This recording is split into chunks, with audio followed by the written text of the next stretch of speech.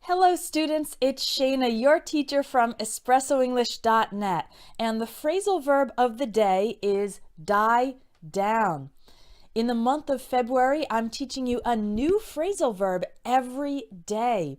But if you want to learn more, then check out my course called Phrasal Verbs in Conversation, where you can learn 10, 15, or even 20 phrasal verbs per day. You can click on the link in this video or in the video description for more information about the Phrasal Verbs in Conversation course. All right, let's learn what die down means. Here are the three possible definitions.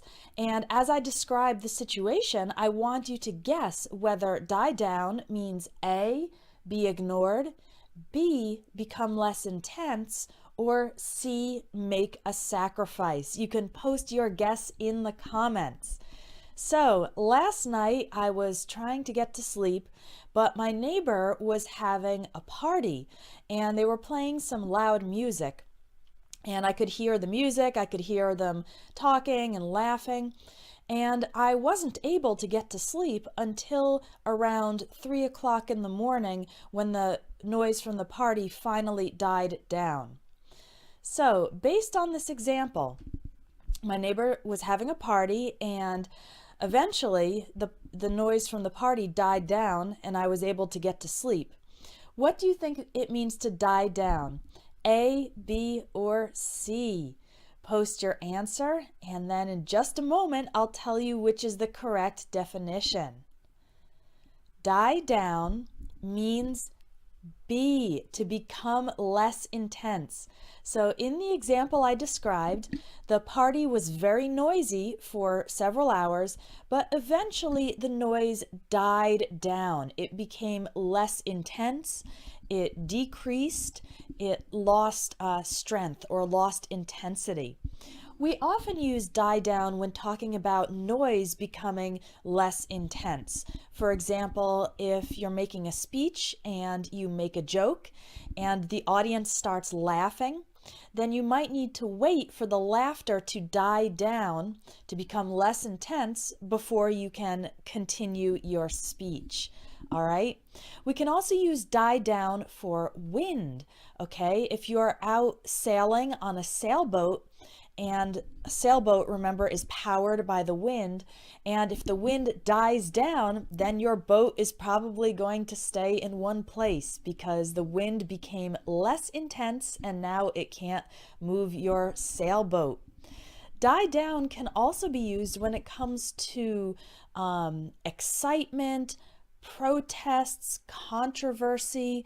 For example, if a new book is published and it's very controversial, then maybe when the book is published, there will be a lot of controversy and a lot of media attention and a lot of articles written about it when it first comes out. But then after a while, the controversy will probably die down. It will become less intense. So now you know a few situations where you can use the phrasal verb die down.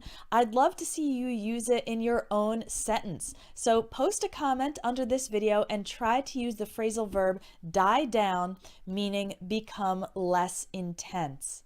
Again, if you'd like more information about the Phrasal Verbs in Conversation course, or if you'd like to sign up today and start learning a lot more phrasal verbs, click on the link for more information, and you can also take a free sample lesson. That's all for today. I'll see you next time. 12 English phrasal verbs with the word run from EspressoEnglish.net. Number 1. Run after, to chase or pursue. I ran after the bus, but it didn't stop for me. Number 2. Run around. This literally means to run around an area. The kids are running around the neighborhood. Run around can also mean to be very busy doing many things. Sorry I haven't had time to call you. I've been running around between work, school, and soccer practice. Number 3. Run away. To run in the opposite direction from something. The dog is running away from the boy. Run away can also mean when a child or teenager leaves home because of problems. She ran away from home because her father was abusive. Number 4. Run for. Try to be elected for a political or leadership position. Mark is running for state senator. That means he is a candidate for this position. Number 5. Run into. If you run into someone, it means you meet the person unexpectedly. I ran into my English teacher at the mall. You can also say run into a problem, which means encounter a problem. I ran into a few problems when I tried to install the software, so I called tech support. Another expression is run into a brick wall. This means to encounter an obstacle that is difficult or impossible to overcome. The peace negotiations ran into a brick wall when both leaders refused to compromise. Number 6. Run off. This phrasal verb is used specifically for making photocopies. I need to run off 200 copies of this report. You can also say run off with someone when a married person abandons their husband or wife and stays together with a new lover.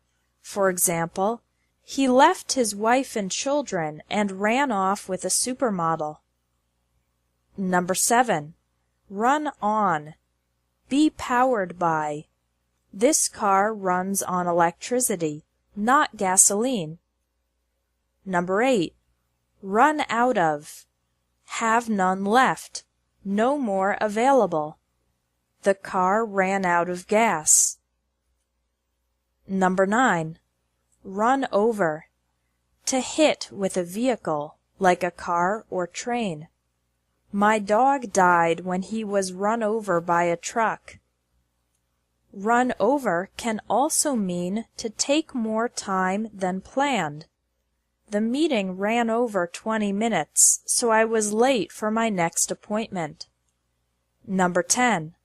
Run through. Explain quickly. Before we leave, let me run through the schedule for the tour. Run through can also mean to quickly practice a play, song, performance, or presentation. I'd like to run through the presentation one more time to make sure everything's perfect. Number 11. Run up. Run to someone or something. As soon as I get home from work, my kids run up to me and hug me. Run up can also mean to spend a lot of money on credit. My parents ran up a debt of $20,000 on their credit cards. Number 12. Run with. Informal. To spend time with people, usually bad people. My son has been running with a bad crowd.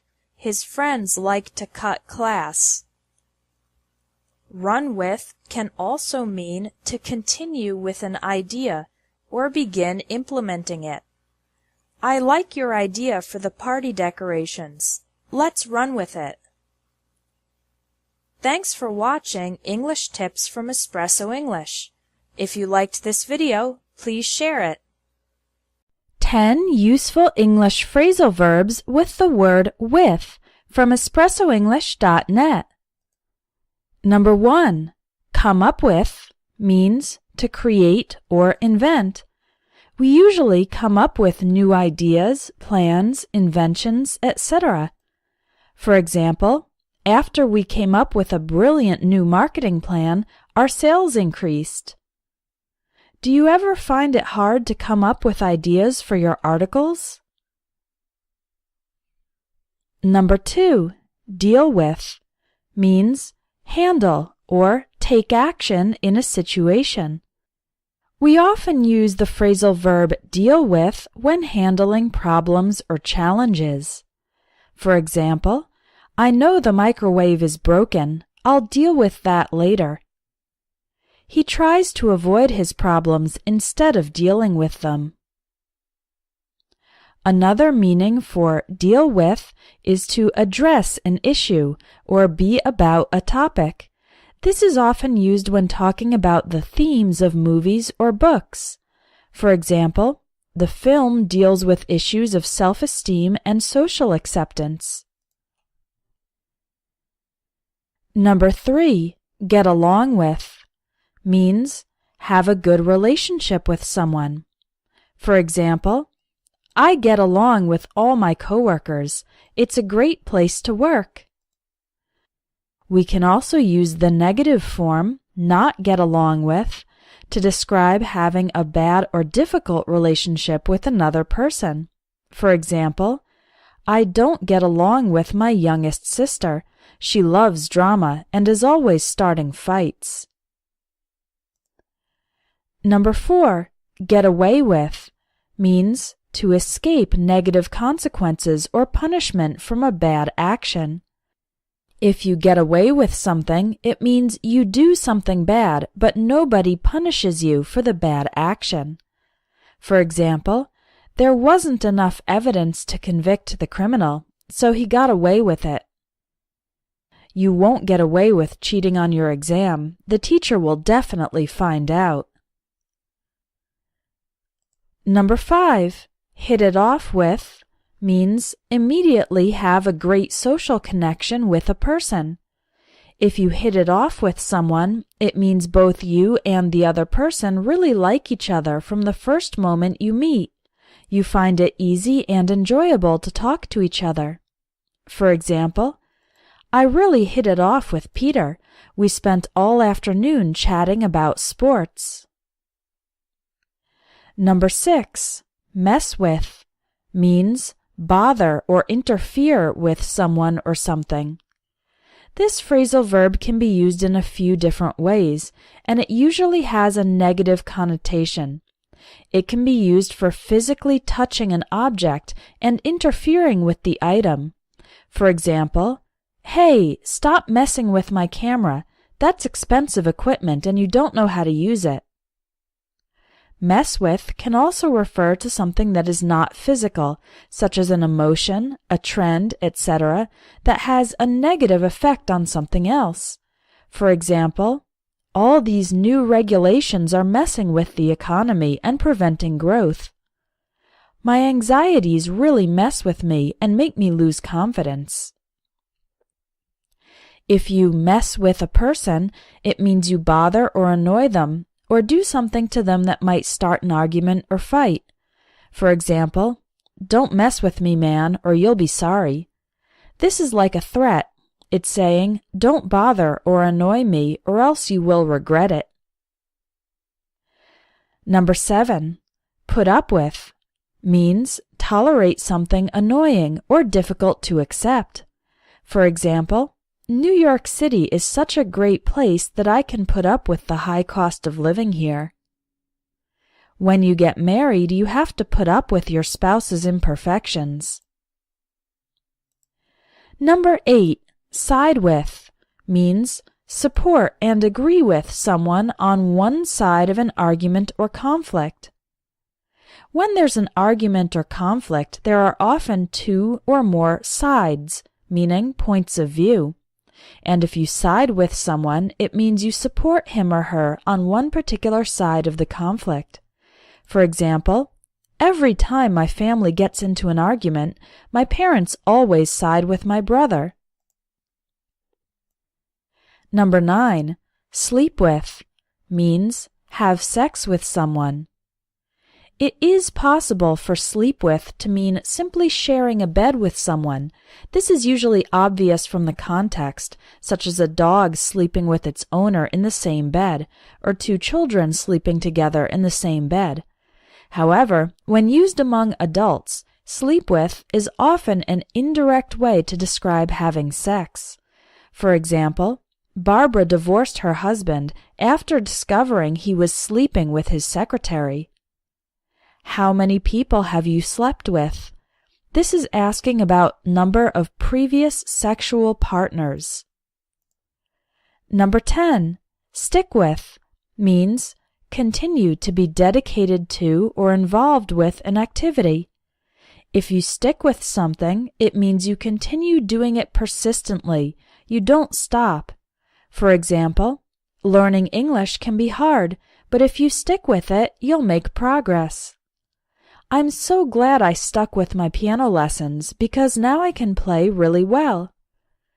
If you want to continue learning common phrasal verbs in English, check out my course, Phrasal Verbs in Conversation. It will teach you how to use phrasal verbs in everyday spoken English, and you'll have the opportunity to practice them with quizzes and writing exercises. Click on the link in the video for more information. Hello students, it's Shayna, your teacher from EspressoEnglish.net. Are you ready to learn today's phrasal verb? This month I'm doing a daily phrasal verbs video where I will teach you one phrasal verb per day. Phrasal verbs are a really important part of the English language because we use them all the time when we're speaking. And if you want to learn a lot more phrasal verbs, then I have a great course called Phrasal Verbs in Conversation. So if you'd like more information about my phrasal verbs course, click on the link in the video description. You can get more information, you can see a few sample lessons, and sign up for the course. Today's phrasal verb is hold out for. These are the three possible definitions. Only one of them is correct. So I'm going to present the definitions. I'll describe a situation where we would use this phrasal verb, and I want you to try to identify the correct meaning of hold out for. So, does hold out for mean to give something to someone? Does it mean to stop something from happening? Or does it mean wait for a better opportunity? Okay, think about it and you can post your guess in the comments, A, B, or C. All right. Here's an example of where we would use this phrasal verb. Let's say you're looking for a job, and so you send out a lot of applications and you get some interviews, and then one company offers you a job. And it's a great job, the salary is pretty high, it's in a field that you want to be working in, and there are lots of great contacts in your industry in this company, but the only downside is that you would have to work 60 or 70 hours a week. So the hours are very, very long. And you think about it and you decide not to take this job. Later, when you're talking to your friend, you tell him or her about this job opportunity and that you turned it down, you didn't accept it, and your friend says, "Are you crazy? That was a great job, it had a great salary, it was the work you wanted to be doing." And you tell her, "Well, I'm holding out for a job where I can have more of a work-life balance and a job where I wouldn't have to work so many hours over time. I'm holding out for a job where I wouldn't have to work so many hours." So, based on this situation, what do you think it means to hold out for something? Does it mean to give something to someone, to stop something from happening, or to wait for a better opportunity? The correct answer is C. Wait for a better opportunity. So when you say, "I'm holding out for a job where I can have more of a work-life balance and I can work fewer hours," that means you're waiting for a better opportunity. We often use hold out for when you actually reject or you don't take some opportunities because you're waiting for a better one. Another example would be if you're selling your house or selling your car. Those are two situations where it's common to make an offer and negotiate. And so if you're selling your house and someone offers you $100,000 for your house, but you think your house is worth more than that, you think maybe it's worth $150,000, then you would say no to the offer of $100,000 because you are holding out for a better offer. Okay? And in the example I gave earlier, you are holding out for a job that was more in line with the schedule you want to have. So hold out for means to wait for a better opportunity, and it's especially used in cases where we don't accept some opportunities because we want a better one or we want the best one. So we hold out for that better opportunity.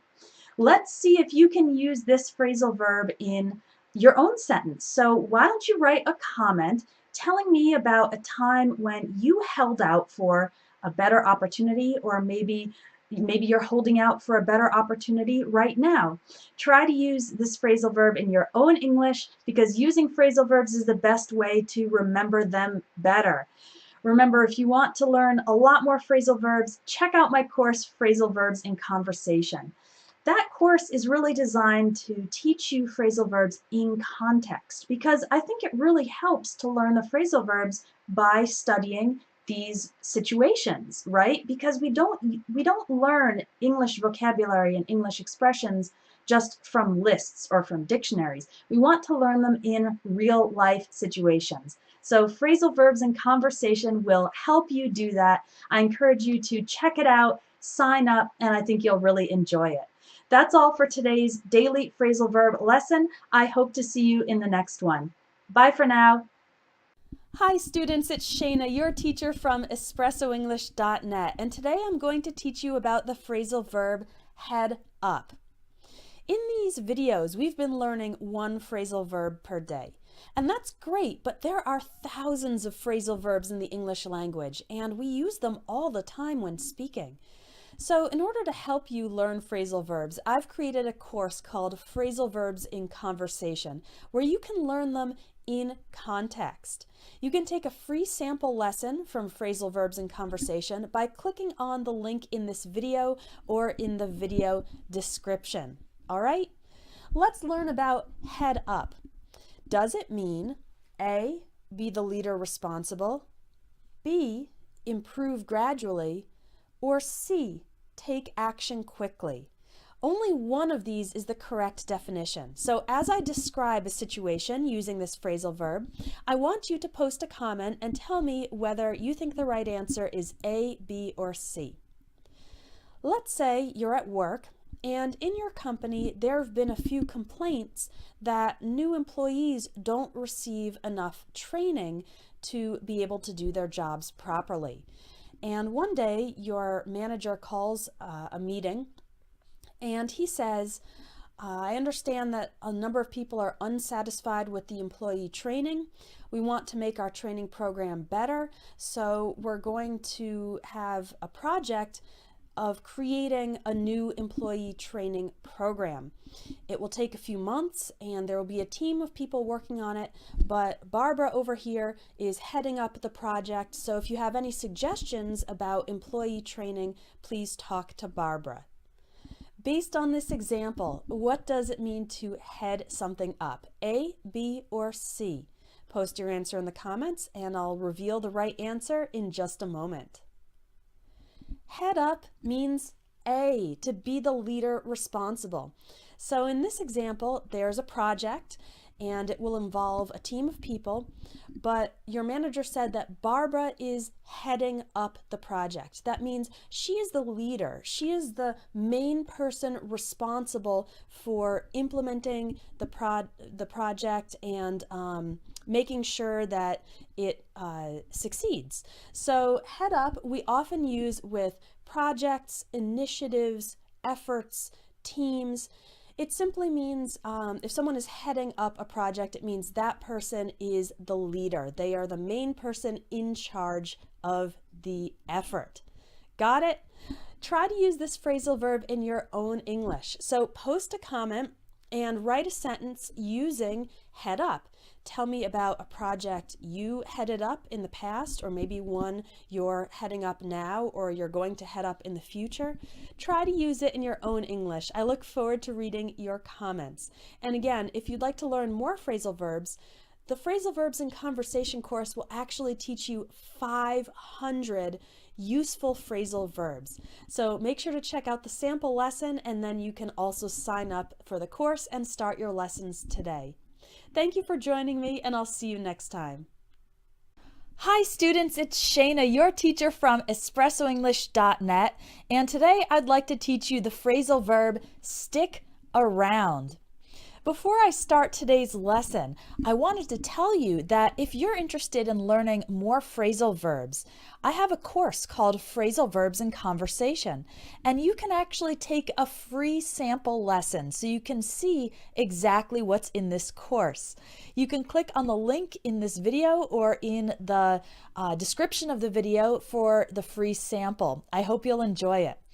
Let's learn what it means to stick around. I have three possible definitions on the board, and only one of them is correct.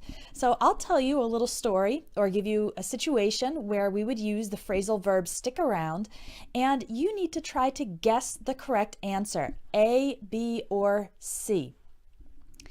So when I was a child, I would go to church with my family. It was my parents and my brother and I. And after the service was over, my parents liked to stick around and socialize. They had a lot of friends at the church, and so they would stick around for maybe 20 or 30 minutes after the service was over. Well, my brother and I, we didn't want to stick around, so we would usually ask for the house key and then walk home from church. We could do that because the church was right in the same neighborhood as our house. So my parents stuck around for 20 or 30 minutes after the service, but my brother and I, we didn't stick around. We came home instead. So based on this situation, what do you think it means to stick around? Does it mean A, to offer help, B, to stay in a place, or C, talk to a lot of people? You can post your answer in the comments, and in just a moment I will tell you which one is the correct definition. Stick around means B, stay in a place. So in the situation I described, my parents would stick around. They would stay at church even after the service was over because they wanted to socialize with their friends. But stick around doesn't mean to socialize. Stick around just means to stay in that place. I remember this phrasal verb very well because when I went to Brazil for the first time, this was before I was an English teacher. I was just a student. And I actually went to an English class so that the Brazilian students could talk with the native speaker. And after the class, they were going to do another activity. I think they were going to go to a museum or something like that. And the teacher asked me, "Oh, would you like to join us for this next activity?" And I replied, "Yeah, I think I'll stick around for a while." And a lot of the students looked at me like, "What does that mean, stick around?" And I quickly explained that stick around means to stay in this situation or stay with the group of students. You can also use stick around not just for staying in a physical place, but in a situation like I just described, staying in a situation or staying with a person. For example, if you have a friend who has had bad luck in romantic relationships, then you might say she's had a lot of boyfriends in her life, but none of them have stuck around. That means none of the boyfriends have stayed with her or stayed in that relationship. I hope this helps you understand what it means to stick around. Why don't you go ahead and try to use it in your own sentence? Post a comment under this video and try to use the phrasal verb stick around. And again, if you'd like to take a sample lesson from the Phrasal Verbs in Conversation course, the sample lesson is exactly what you're going to get in the course. It will be a dialogue that will teach you between 15 and 20 phrasal verbs, and then a quiz and some exercises for you to put them into practice. That's all for today's lesson. Bye. Hello students, it's Shayna, your teacher at EspressoEnglish.net, and today I'm back with another lesson about phrasal verbs. To remind you, this month I'm doing a daily lesson where I teach you one phrasal verb every day. So today our phrasal verb is pay off.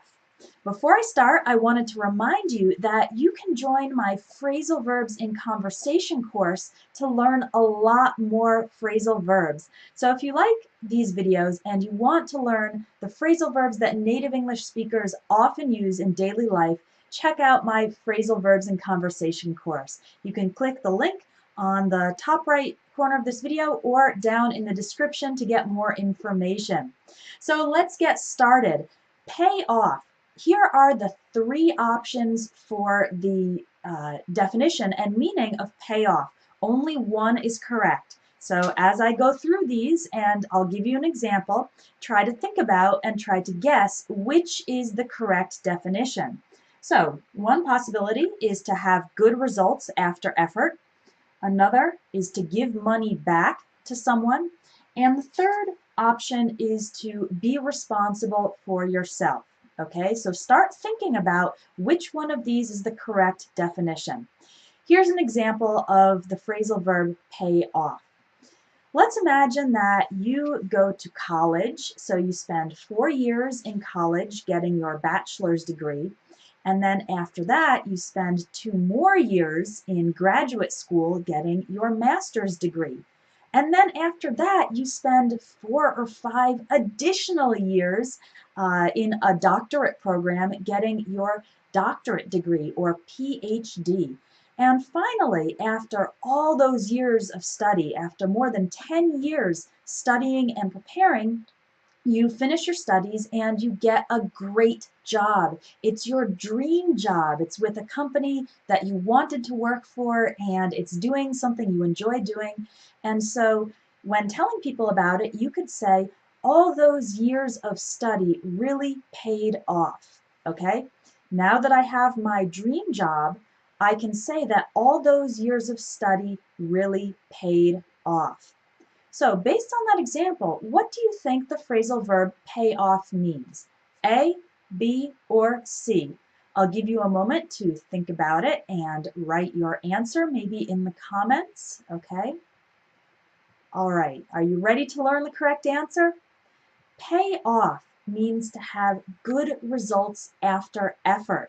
So in this example, you put in a lot of hard work and a lot of effort through many years of studying in college and graduate school, and then it paid off. It had good results because the result was you got your dream job, okay? Now, don't get confused. Some of you might have chosen B, give money back to someone. That's a different phrasal verb. If someone lends you money and then later you give the money back, then the phrasal verb for that is pay back, okay? Pay back. But today we're looking at payoff, and payoff really has nothing to do with money. It just means to have good results after you put in usually a lot of hard work and a lot of effort. All right, so let's put it into practice. What's something you did in the past that paid off, that had good results after all the time and effort and energy you put in? Or maybe you can write a sentence about something that you are hoping will pay off in the future. I'll give you an example for me. I'm doing these daily videos every day in February, and I hope it will pay off in terms of getting more YouTube fans and more people watching my lessons. Those would be the good results that I hope to see after putting in the effort to prepare and record these lessons. All right, that's all for today. Remember, if you want to sign up for Phrasal Verbs in Conversation, click the link here or in the video description. I hope to see you in the course, but if not, I will see you in tomorrow's video. Bye-bye. Students, it's Shayna from EspressoEnglish.net, and today I want to answer a question about two very similar phrasal verbs, find out and figure out. Both of these phrasal verbs are related to discovering some information. The moment where you begin to know some information that you didn't know before. But there's a difference. We usually use find out when you discover the information by hearing it from someone else, so that's why I have the ears, or when you discover the information by seeing it with your eyes. So for example, let's say your brother is going to get married and you would talk to him to find out the date of the wedding. He's going to tell you this information. So you're hearing it with your ears, you find out the date of the wedding. Or let me think of an example with seeing something. Let's say you are going to go to the grocery store and you can't remember how many eggs you have in the refrigerator. You need to know if you need to buy more eggs. So you would open the refrigerator and look inside to find out how many eggs you have. So that's another example of discovering information by seeing. And in this case, we use the phrasal verb find out. Figure out we use for discovering information by thinking and by using your own logic, your own reasoning and analysis. So for example, if you have math homework and there's a problem and you need to discover the answer, then you try to figure out the answer because you're using your own logic and your own thoughts. That's why I have this little thought here.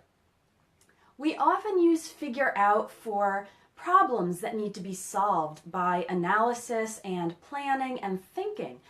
For example, let's say you're the manager of a fast food restaurant and you have 10 employees and all of your employees have different schedules.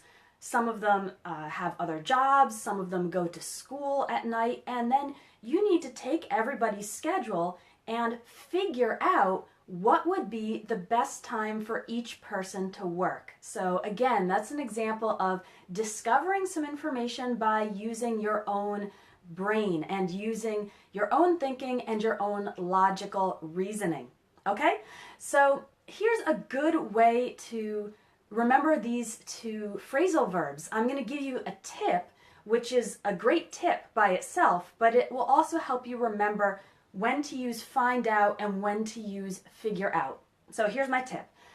When you come across, when you see a new word or a new phrase in English that you don't know, first try to figure out what it means from the context.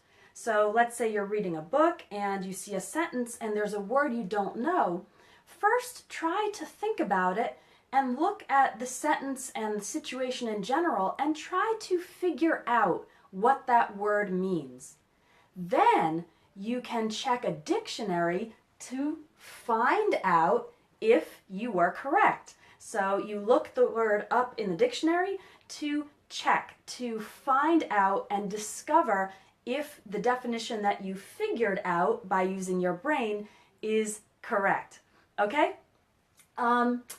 If you want to learn more phrasal verbs in context, because I really think that the best way to learn phrasal verbs like these is by looking at the real situations where they're used, right? Because if you just study a big list of phrasal verbs, then it's going to be really hard to remember them and even harder to use them. So I like real situations, I like real examples, and that's why I created a course called Phrasal Verbs in Conversation. So in this course, it's based on conversations between two people in a variety of situations. And each conversation uses a number of phrasal verbs like these. And so you read and listen to the conversation, and then afterwards I explain what each one of the phrasal verbs means. And it becomes much easier to learn them when you're learning them in context. There are also exercises for you to put the phrasal verbs into practice, and you can send me your exercises to find out if you're using the phrasal verbs correctly. So if you'd like to join the phrasal verbs course, click on the link, I put it above the video, okay? And your homework for today is to write a comment on this video saying one new fact that you recently found out, that you recently discovered by observation or by hearing it. for example, I was reading the news and I found out that a very famous deli in New York is going to close. A deli is a type of, it's not really a restaurant, it's a place where you can buy sandwiches and sliced meat and cheese and usually some salads. Anyway, so it's a place where you can get things to eat. I found out that a famous deli in New York is going to close soon. So that was a new fact that I discovered and I read it in the news. You can also leave a comment using figure out. Tell me something that you recently discovered using your own logic. So I recently figured out how to change the sound of the notifications on my cell phone. I have a new cell phone and I'm getting used to using it, and I didn't know how to change the sound of the notifications. So I played with the cell phone and I used my own thinking and my own experimentation to figure out how to change the sound. Okay, I look forward to reading your comments. If you have any other questions about phrasal verbs or other aspects of English, please feel free to leave a comment and maybe I'll make a future video about it. Bye for now. Hi students, it's Shayna, your teacher from EspressoEnglish.net. Are you ready for another phrasal verbs lesson? Today we're going to look at the phrasal verb mess around, all right? As a reminder, if you want to get a lot more lessons on phrasal verbs, then join my course, Phrasal Verbs in Conversation, because it's another great way to learn these phrasal verbs in context, right? Because that will make them a lot more memorable instead of just studying lists and definitions. I want you to see how these phrasal verbs are used so that you can remember them and use them yourself. All right? For more information on that, check out the link in the top right corner of this video or in the video description. So, mess around. What does it mean? Here are the three options. Remember, only one of these definitions is correct. I'm going to tell you the definitions, and then I'm going to give you an example of the phrasal verb mess around, and I want you to guess the correct meaning out of these three options. So option A, do random things, not be serious. Option B, to make a place disorganized. Or option C, do something incorrectly. All right? Only one of these is correct. Let's look at an example. Let's imagine that you have two teenage children. So teenage means that they are 13, 14, 15, 16, 17, 18, or 19 years old. Okay, so you have two teenagers. And let's imagine that you cooked a big dinner for the whole family. And after dinner, you are kind of tired because you spent all that time cooking. And so you ask your teenagers to please clean up and wash the dishes and put everything away in the refrigerator and so on so that you can relax. And you leave the kitchen. Well, 1 hour later, you go back to the kitchen to get a drink of water and you see that the kitchen is not yet clean.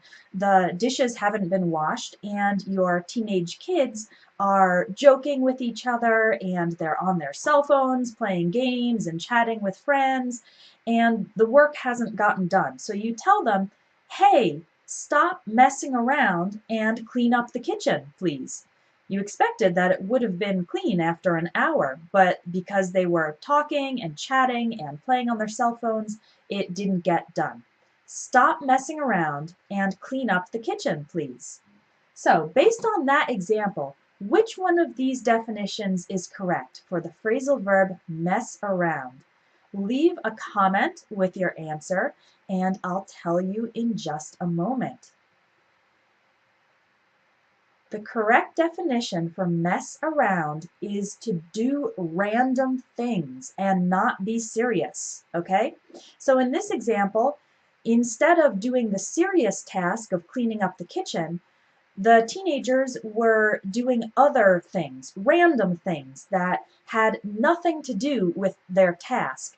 They were talking, they were joking around, they were on their cell phones. Those things are random. They are not related to the serious task that they need to do. So that's what it means to mess around. To do a whole bunch of different things that are not serious and usually not related to what you really need to do. Let's see if you can use mess around in a sentence. I'll give you another example from my own life. So sometimes when I sit down at my computer to work on Espresso English and to record a video or write a new lesson, sometimes before I start my work, I mess around a little bit on the computer. So that means I check Facebook and maybe I read some news and I check my personal email and I spend maybe 10 or 15 minutes messing around doing all these random things that are not related to my serious task, which is doing work, okay? So can you use this phrasal verb in a sentence? Write about a time when you messed around or when you saw someone else messing around. Leave a comment and try to use this phrasal verb. When you try to use it, it will help you remember it better, okay?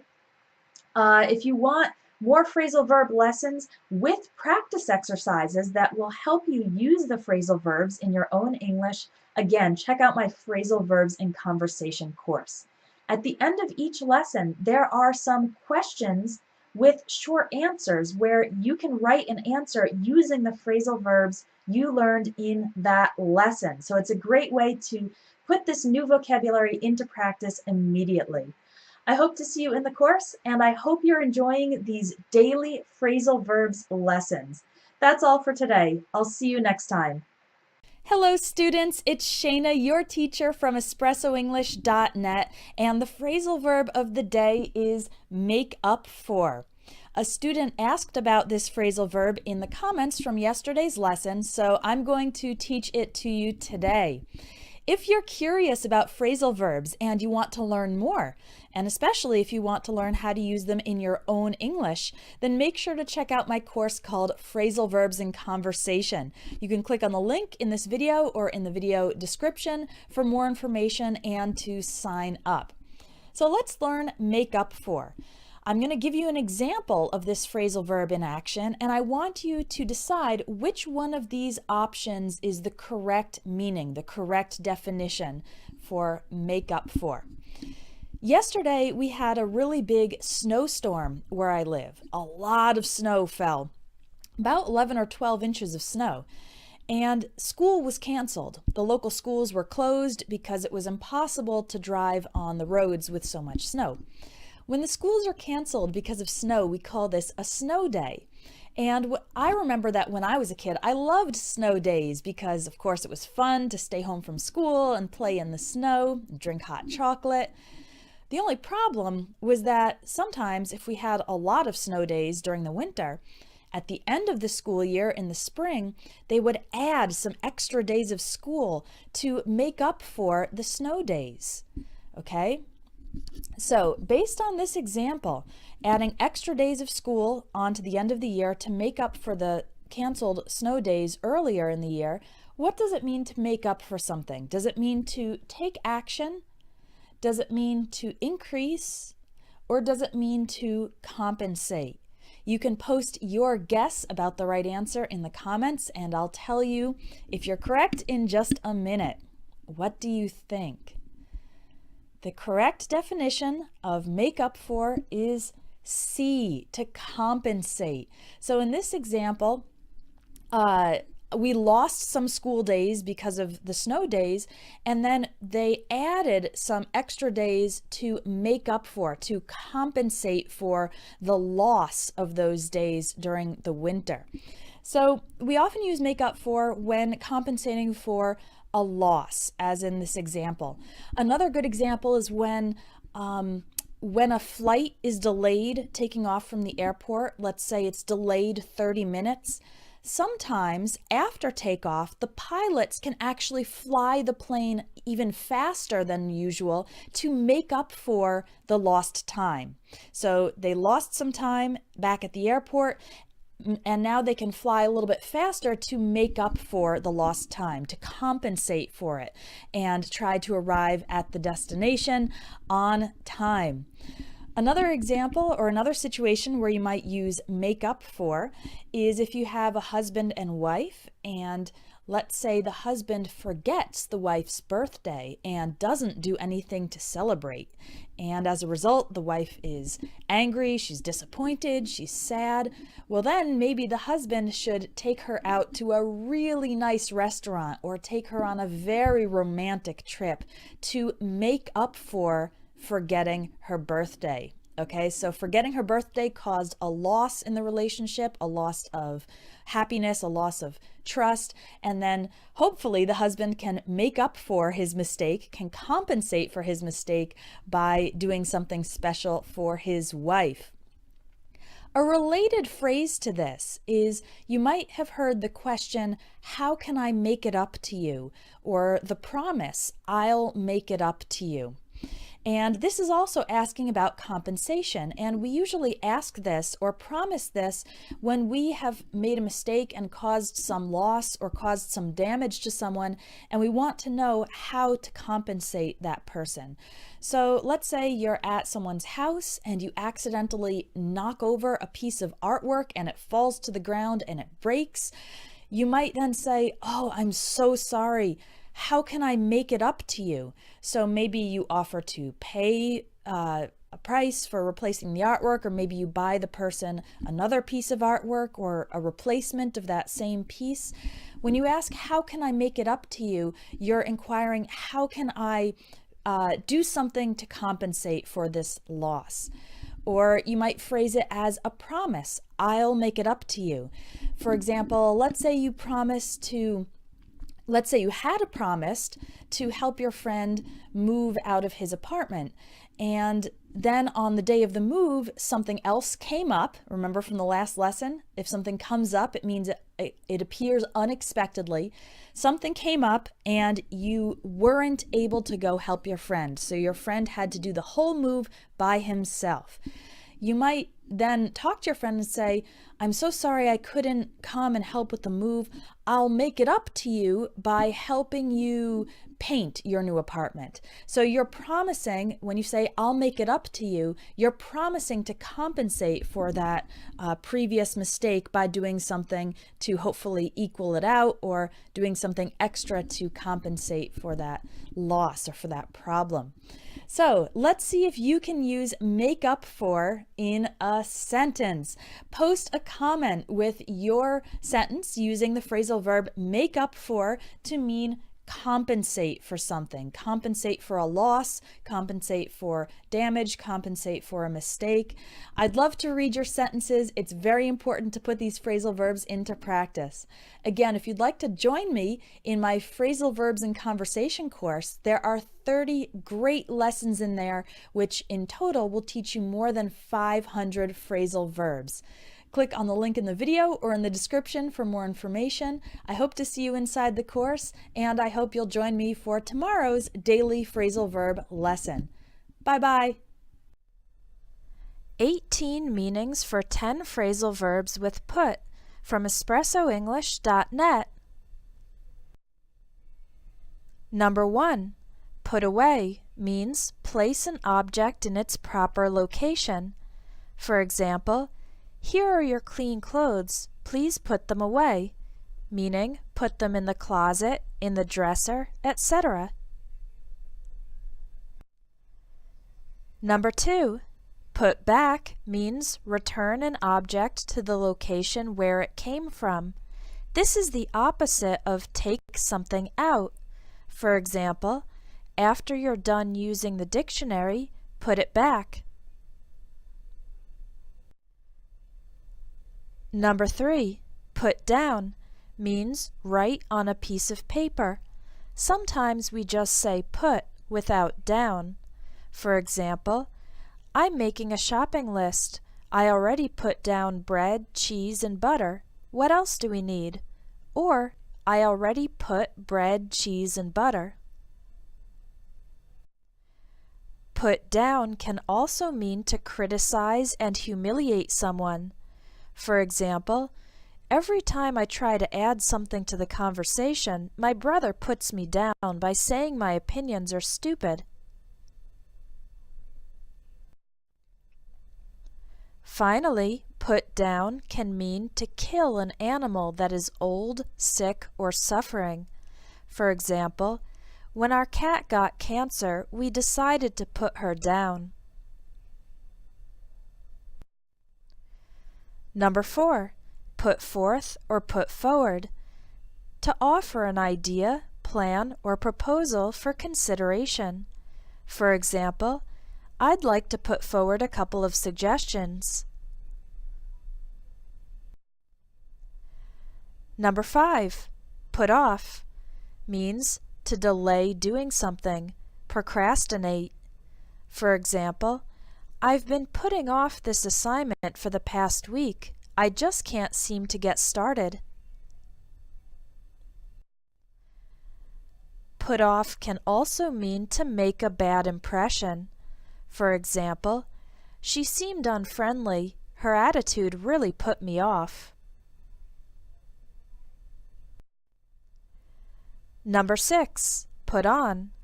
To start wearing or using clothing, makeup, or accessories. For example, she put on her boots and got ready to go out in the rain. Put on can also mean to produce a show or performance. For example, the local theater company is putting on Romeo and Juliet. Finally, put on is a slang word meaning to trick or deceive someone. For example, you won the lottery? No way! You're putting me on, right? Another similar expression is you're kidding or you're joking. Number 7, put out, means to extinguish a fire or cigarette. For electric lights, we use turn off instead. For example, the firefighters quickly put out the fire in the apartment building. Put out can also mean to publish a regular or frequent publication. For example, the organization puts out a monthly newsletter. Finally, put out can mean to inconvenience someone. For example, is it okay if I arrive early? I don't want to put you out in any way. Number 8, put through, means to transfer or connect someone on the telephone. For example, the customer service representative couldn't help me, so he put me through to a manager. Number 9, put someone up, means to give someone a place to stay temporarily at your home. For example, don't worry about finding a hotel. I can put you up for a few days. To put someone up to something means to encourage or persuade the person to do something, often something mischievous. For example, my son is normally very well behaved, but his friends put him up to playing a prank on the teacher. Number 10, put up with, means to tolerate or accept an annoying situation or behavior. For example, I can't put up with all the noise in the dormitory. I need a quieter place to study. To learn 500 phrasal verbs in everyday spoken English, take the Phrasal Verbs and Conversation course, available at espressoenglish.net. You'll learn phrasal verbs easily and naturally in the context of dialogues about everyday topics. Visit espressoenglish.net to take the Phrasal Verbs and Conversation course.